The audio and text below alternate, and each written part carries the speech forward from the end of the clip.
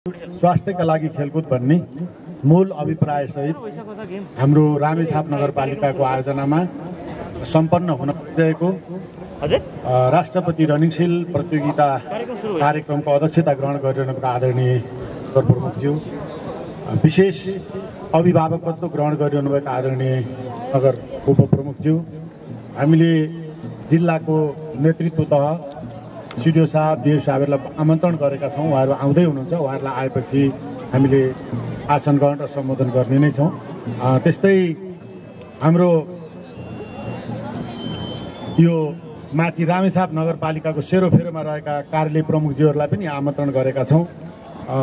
सम्पूर्ण कार्यालय प्रमुखज्यूहरू, त्यस्तै हाम्रो रामेछाप नगरपालिकाका राजनैतिक दलका सबै प्रमुख एवं प्रतिनिधिज्यूहरू, त्यस्तै हाम्रा वडा नम्बर 1 देखि वडा नम्बर 9 सम्मका सम्पूर्ण वडा अध्यक्षज्यूहरू र वडा अध्यक्षज्यूहरूको प्रतिनिधित्व गरेर यहाँ उपस्थित हुनुहुने कार्यवाहक वडा अध्यक्षज्यूहरू, त्यस्तै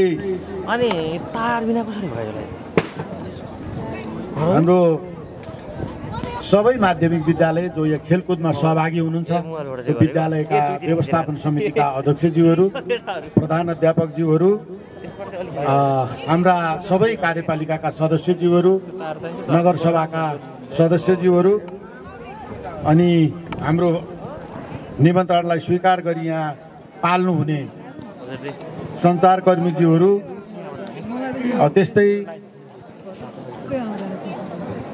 यहाँ ड्यासमा उपस्थित मैले सम्बोधन गर्न कुनै छुटेको भए अघि हाम्रो आसन ग्रहणको क्रममा हाम्रो उद्घोषकज्यूले सबैलाई क्रमशः आसन ग्रहण गराउनु भएको छ। सबै महानुभावहरू र ड्यासको अगाडि रहनुभएका सबै नै आदरणीय व्यक्तित्वहरू र खेल सञ्चालनको जिम्मा लिनुभएका हाम्रो सबै खेलकुद विकास समिति र यसमा सबै उपस्थित आदरणीय सबै व्यक्तित्वहरूलाई म हार्दिक स्वागत गर्न चाहन्छु। र अहिले हामी यो एउटा चाहिँ हाम्रो शैक्षिक क्षेत्रको एउटा पर्व, एउटा मेलाको रूपमा चाहिँ यो हामीले लिने गर्छौँ। यो पर्व हो, यो हाम्रो शैक्षिक क्षेत्रको एउटा मेला हो, नगरपालिकाको एउटा महत्त्वपूर्ण जिम्मेवारी पनि हो। यसमा सबै तबका सबै वर्गले महत्त्वपूर्ण योगदान चाहिँ निर्वाह गर्नुभएको छ।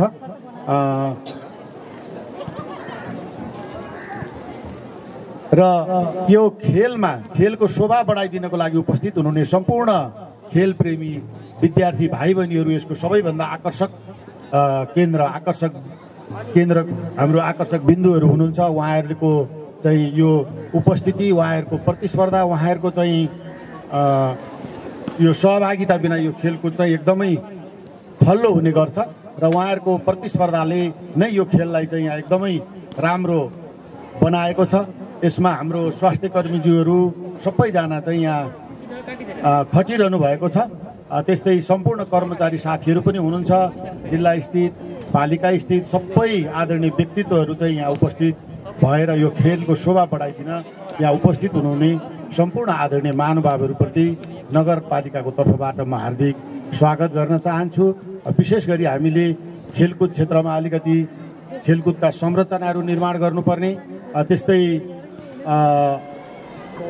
खेलकुद मैदानहरूको कमी भएको र समयमा हामीले 12 महिना चाहिँ यो खेलकुदलाई सञ्चालन गर्न सके हुन्थ्यो भन्ने हाम्रो अहिले खेलकुद विकास समितिको चाहिँ आग्रह पनि छ।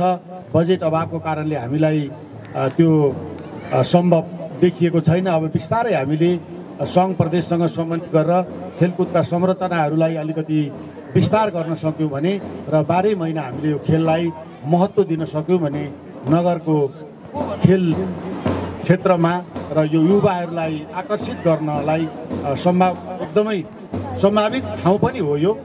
त्यसमा हामीले लाग्नुपर्छ भन्ने मलाई लाग्छ। र यहाँ चाहिँ अब हामीले धेरै अगाडि भनिरहने भन्दा पनि हामीले चाहिँ खेललाई प्राथमिकतामा राखेर अगाडि बढाउनु पर्ने हुनाले हाम्रा अतिथि महानुभावहरू पनि आउने जाने क्रम जारी नै छ। उहाँहरू आउनुहुनेछ र आएपछि उहाँहरूलाई फेरि हामीले स्वागत गर्नेछौँ, आसन ग्रहण गराउनेछौँ र हामीले हाम्रो यो प्रस्तावित रुटिन अनुसार कार्यक्रम अगाडि बढाउन समय अभाव भइसकेको हुँदा यो सबै यो यहाँ अगाडि हाम्रो कार्यक्रमको अध्यक्ष लगायत ड्यास मासिन सम्पूर्ण आदरणीय व्यक्तित्वहरू र ड्यासको अगाडि उपस्थित सबै व्यक्तित्वहरूलाई हार्दिक स्वागत गर्न चाहन्छु र खेल क्षेत्रमा आबद्ध सबै व्यक्तित्वहरू, विद्यालयका व्यवस्थापन समितिका अध्यक्षज्यूहरू, हेड सरहरू, विद्यार्थी भाइ बहिनीहरू, सञ्चारकर्मीज्यूहरू, स्वास्थ्य कर्मीज्यूहरू, कर्मचारी साथीहरू सबैलाई नगरपालिकाको तर्फबाट हार्दिक स्वागत गर्न चाहन्छु र यति भन्दै